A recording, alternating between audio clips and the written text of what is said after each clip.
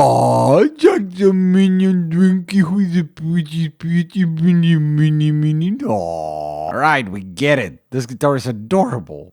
Or is it? A guitar, I mean. 2000 and fuck you, Jackson JS1X Dinky Minion in neon green, and is this a guitar? Strictly by description / definition, it is, and this is also a guitar, and this is a guitar, and this is pizza, and this is an actor. Definitions are far from perfect, and criteria can get weird whenever you try to define any sort of a foolproof boundary. My take on the question of is this a guitar? Not always, and to be fair, it doesn't intend to either. Is it a toy? Depends. It might be. Look, a criterion to define this thing as either a guitar or something else will be subjected to so many variables, the exercise on itself is futile. Yes or no is often an unnecessary endeavor with this instrument, if we can even call it that, or with most things in life for that matter. But this channel is all about futile exercises and shit, so let's put this dumb exercise to the test. Several tests even, we've got nothing better to do anyway. Question, is this a guitar? Well, let's see. Are you wealthy enough that you can honestly say you're buying this strictly as a couch fidget without raising any eyebrows and swear this did not come from you looking at hundreds of demos for other, more expensive guitars you just can't justify to purchase at this very moment? Then the answer is no, it's a toy. Are you buying this for yourself but disguising it as an investment in your child's creative development? Then yes, it absolutely is another guitar, you're not fooling anyone. Are you feeling overly conscious about how many guitars you own? The answer is also yes, regardless of any other factor. Get help. Did you just spend a noticeable amount of the small disposable home income on this thing, large enough to alert your significant other right before vacation? Then you better make a solid case for the travel item, which will prevent me from risking actually valuable instruments on a trip, thus saving us money in the long run while also keeping myself calm with something I can noodle on so that you can enjoy yourself in the fancy resort I didn't want to pay for argument. In result, keeping the guitar definition issue on a gray area. Okay, here's an important one. Have you spent several hours into setting this thing up, polishing the frets, installing a treble bleed, adjusting pickup heights and whatnot?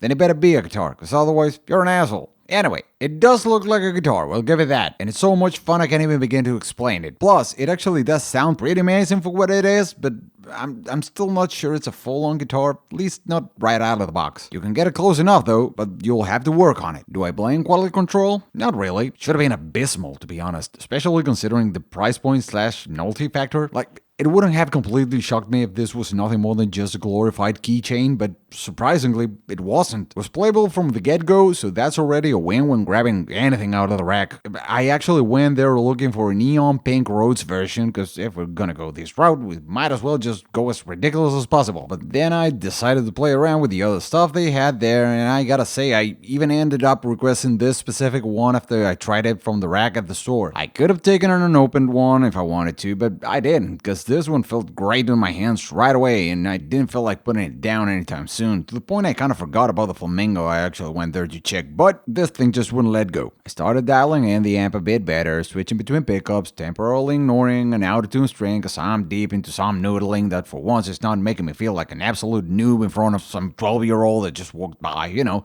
the kind of stuff that lets you know they might be taking this one home. And so I did, after which I proceeded to spend a few hours treating it as I do with any other newcomer, setting it up right, making sure everything's tight, even minding pickup height, almost as if it were indeed a guitar. The one thing I struggle with though, neck fit. I noticed this guitar, as well as some of the other minions I've seen, have a less than perfect neck fit, or sometimes just a straight sloppy one. It's probably the one weak point about this thing, which, let's be clear, is not a minor one, especially considering the extra short scale already makes tuning stability a bit of a dodgy element here. So if that's the kind of thing that's a deal breaker to you, even on a toy-like instrument like this here, half a guitar, make sure to double check that detail right away, especially if this is going to an actual kid who will by default struggle with tuning anyway. Guitar is hard enough already, no need to discourage the little fucker any further. So, what I noticed about mine in particular, a bit later than I should have, was that the neck was at a slight angle to the side, which brought the low E a bit too close to the edge of the fretboard. Also, it showed a bit of movement if you applied some sideways force. Basically, the neck pocket was too big, and the 3-screw mounting didn't seem to help matters much, or the fact that I didn't feel very comfortable tightening it. them any further. That's the word. So I performed a rudimentary shimming of the empty space to see if that was enough for the time being, and it hasn't bothered me ever since. I could have gone back and checked some of the other ones they had at the store, but again, they all seem to have something that could be slightly better, and this one in particular was otherwise perfect, and I just liked it. In the end, you can only expect so much from the QC on a guitar at this price point, with actually decent tuners, decent pickups, pretty decent fretwork, decent electronics. Like I said, not a negligible thing, but one you can live with. Unless you're thinking about gigging it, which, I mean, come on. Should you gig with this guitar? You'd look massive, I'd give you that. You'd be like a god. So if you can pull that off on stage, then absolutely you should gig it. I mean, not if you have any bandmates you want to be in tune with, but if you gig alone and it doesn't really matter to be in tune with anything else, then absolutely. Hell, I'd stop and watch. Anyone gigging one of these has my undivided attention right away. I don't know you, but you're more man than I'll ever be, and I want to see you live. I'll even buy a fucking t-shirt. But other than that, personally, I can't even believe I'm actually considering the possibility. I wouldn't really trust it on stage, mostly because of the tuning thing, which is not even that bad after the neck fit is sorted, but really most of the problem is in fact due to how on edge such a short scale guitar will feel. Like if you pick too hard, bend too far, which is stupid fun and stupid easy on this thing by the way, or even fret too heavily, something will go out of whack, sometimes just temporarily, but every now and then you'll just throw the tuning out unexpectedly and we'll have to retune. The headstock geometry doesn't help on that area either. I don't know, it sounds real, but no matter how good it actually sounds, there's something that doesn't let me trust it completely. Not that anyone is in that position really. Hell, I doubt anyone has seriously ever thought of gigging with this thing. I think I've just realized I might be rooting for the not a guitar answer to the question I asked about earlier and forcing arguments to help my case. You know what? Fuck it. Now I'll definitely gig this guitar, at least for one song, just to be silly. So that's that. Okay, is this a travel guitar? Amplug, need to say more. Does it chug? Chug it does. Is this thing for adults? I mean, age is such an arbitrary thing. Like, how old is too old to drink straight from the tap? And yes, I do mean milk. My boss says he remembers threatening his mom with making a scandal in front of her visits if she refused a quick happy hour for him in the hallway.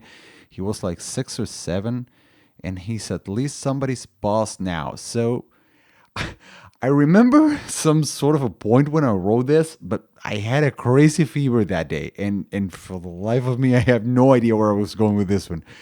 Okay, upper fret access is crazy. It's crazy for toddler hand, crazy for puppy even. Beyond crazy for adult, do you still pee sitting down?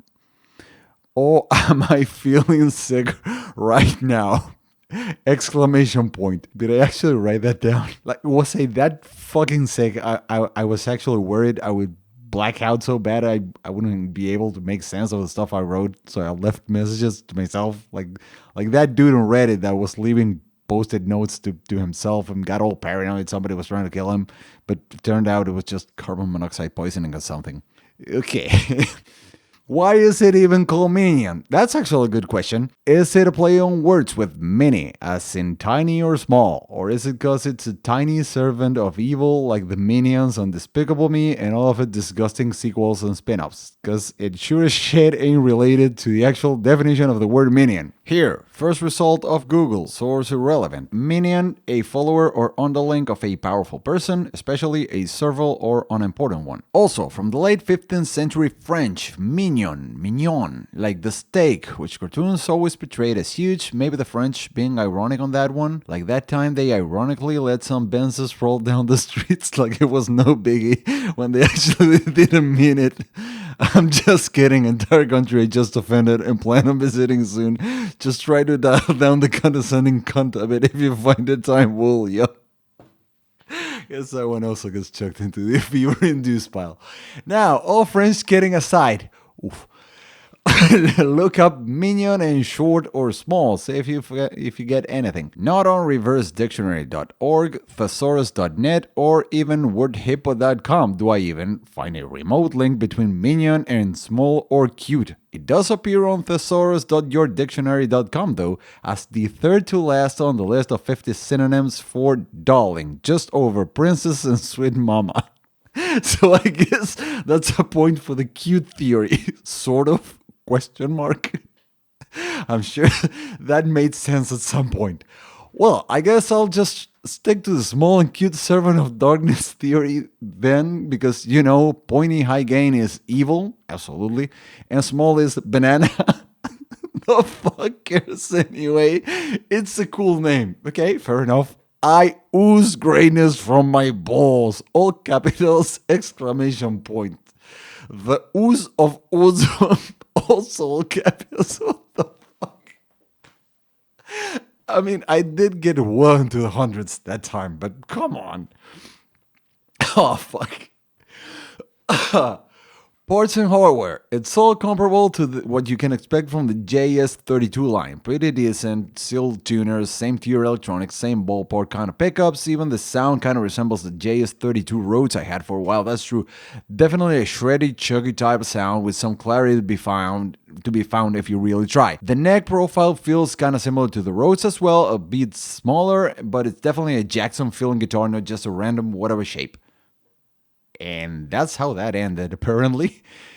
Abruptly and bordering incoherence at times, but I believe there were some fair points to be made there. Maybe the stuff about the French was a bit uncalled for, but the rest I mostly agree with. It's an incredibly fun guitar that will excel on the couch in hotel rooms with the amp plug, or on drunken parties where nobody's washing their hands, and you can definitely make it more than a novelty / toy / couch fidget if you really want to. Either way, it's remarkably above most of the mini guitars I've seen around. Alright, let me tidy up some of the points that I left out in my feverish babble. Yes, it's made where everything else is made. Now, general specs. Poplar body, 22.5-inch scale, amaranth fretboard with 12-inch radius, unfinished maple neck with a scarf joint, and believe it or not, graphite reinforcement and double action truss rod like on a real Jackson. Frets are metal, there's 24 of them, and the inlays are awesome. They could have gone with the dots and no one would have complained, but you still get the cool ones. On the quality of the hardware. This is anecdotal, but take it for what it is. I've been taking this thing to the beach for a few years now, and it always comes back covered in a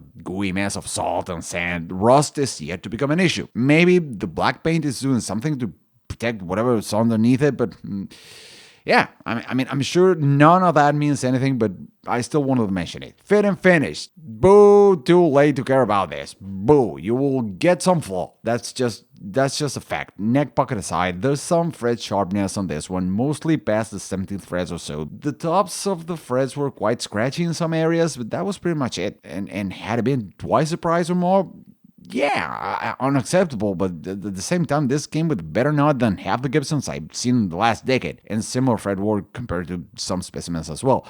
Make of that what you will. And the finish feels nice, less plasticky than most Squires, for example. It feels thinner, even.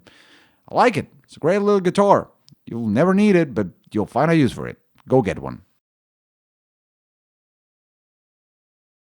Alright, you stuck until the end and then some. So here's the most important thing I've learned about the Minion. Probably the only valuable thing you're gonna get out of this rambling. You get a decent amount of sustain, all things considered. It's not a Les Paul, but it's not a Jaguar either, although it'll depend heavily on string gauge. Not that it really matters, but I'm treating it as any other real guitar just in case it turns out it was a real guitar after all. So here's the compromise. Tuning stability gets immensely better from 11s and beyond, but at the same time you start getting darker tone and worse sustain, particularly as you go up on the neck and especially on the G string. So that's a decision you might face at some point. 11s are my sweet spot. 10s feel too unstable. Bands become really fun, but chords become something you tie around your neck. And 12s, on the other hand, they are already too dark, and it feels like there's just not enough mess on the guitar to keep things moving for any period of time.